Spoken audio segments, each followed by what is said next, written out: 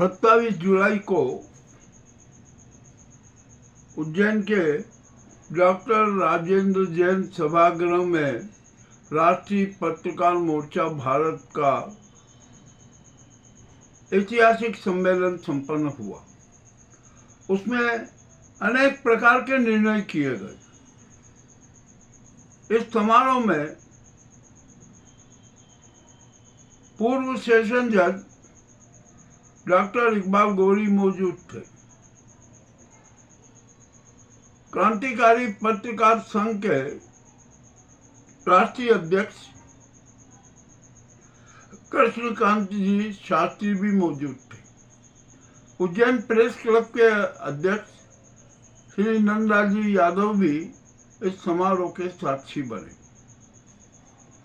यह समारोह अपने आप में बड़ा अनूठा था, विचित्र था। यहाँ पर अनेक प्रकार की नई परंपराएं भी स्थापित की गई। सर्वप्रथम यहाँ पर मिसाइल में डॉक्टर अब्दुल जय कलाम का स्मरण किया गया, जो पूर्व के राष्ट्रपति थे। और मिसाइल मैन की सारी उपलब्धियां बताई गई और वे क्या चाहते थे ये भी स्पष्ट किया गया। यदि आज की परिस्थिति में डॉक्टर अब्दुल जय कलाम जिंदा होते तो मिडिल ईस्ट में जो मिसाइल का नाटक चल रहा है ना, उसमें भारत की अपनी सर्वोच्चता होती। सभासदों ने डॉक्टर अब्दुल जय कलाम की पुण्यतिथि पर उन्हें श्रद्धा सुमन अर्पित किए। दूसरी बात, यहाँ पर मुंशी प्रेमचंद जी की जयंती है, जो पत्रकार थे, कहानीकार थे, उपन्यासकार थे और जिनमें मानवीय संवेदना कूट कूट कर भरी हुई थी। उनका भी स्मरण किया गया।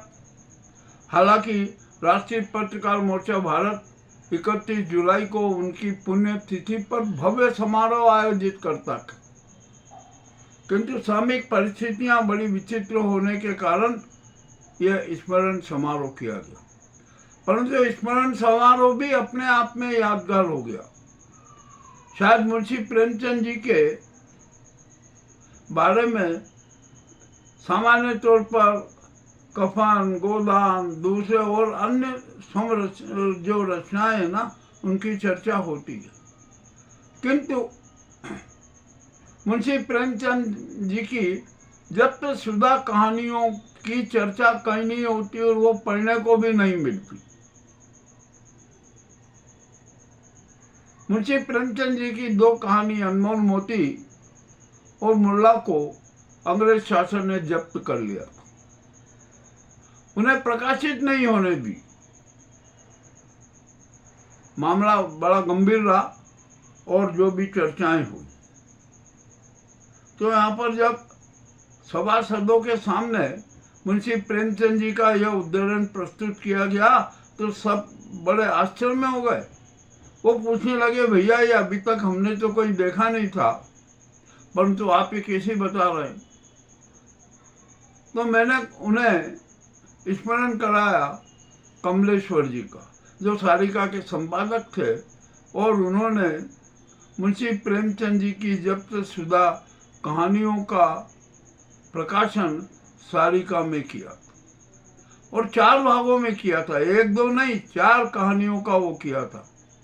तो एक सज्जन मुझसे बोलने लगे, अरे आप कमलेश्वर जी को जानते हैं? तो मैंने उन्हें बहुत स्पष्ट उत्तर दिया कि जेपी आंदोलन के समय जेपी जी उज्जैन आए थे, हम भी थे, सब उनका स्वागत किया, सम्मान किया।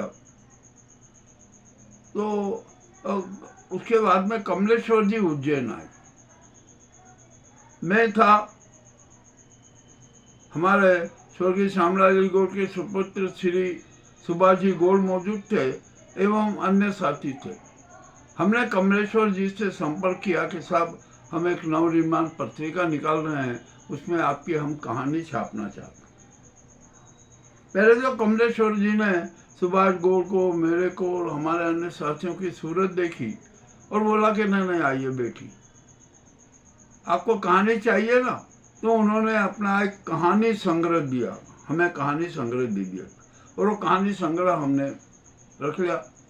अब देखा उसमें कहानी, हमने कहा नहीं सर, ये आपका कहानी संग्रह तो है, ये तो होगी, मगर हम आपकी जो सबसे प्रिय कहानी है हम उसका प्रकाशन करना चाहते।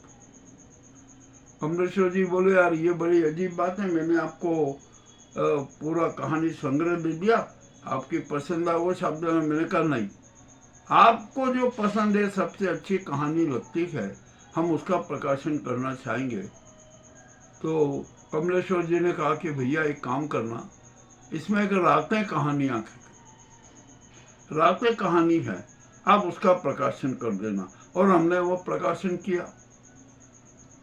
अभी समारोह में एक और नई बात आई, हम यहाँ पर हर समारोह में दीप प्रज्वलन किया जाता है, दीप प्रज्वलन के निभाया जाता है, उसमें 10-15 मिनट का समय नष्ट हो जाता है, बेकार हो जाता है। पर हमने इस बार दीप प्रज्वलन की प्रथा समाप्त कर दी।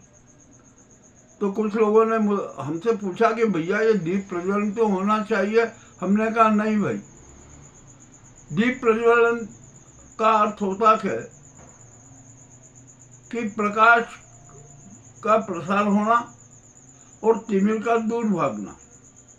परंतु जब हम यहाँ समारोह में देखते हैं दीप प्रज्वलन होते हैं और उसमें किस प्रकार के तिमिर फैलाए जाते हैं,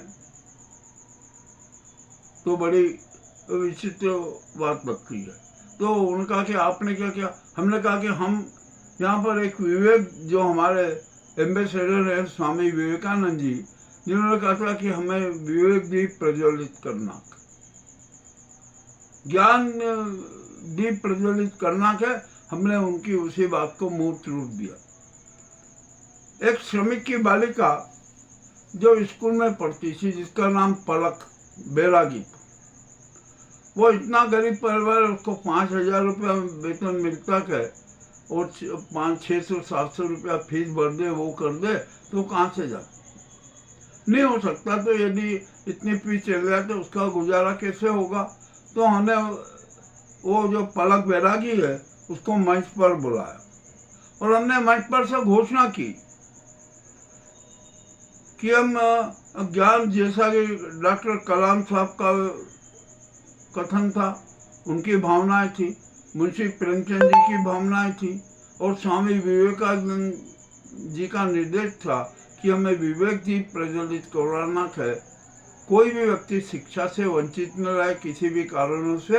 तो हमने मंच पर घोषणा की कि हम पलक बैरागी की फीस में 300 रुपये का सहयोग देंगे प्रति माह। ठीक है, ये हुआ। जब हमारे सामान की बात हुई ना, तो जो भोपाल से क्रांतिकारी पत्रकार संघ के श्री शास्त्री जी भी मंच पर मौजूद थे। उनको ये जो हमारी प्रथा बहुत पसंद आई और उन्होंने उस बालिका के लिए 500 रुपये फीस के दिए कि भैया ये फीस, इसमें आप ये भी इसमें शरीक कर दो।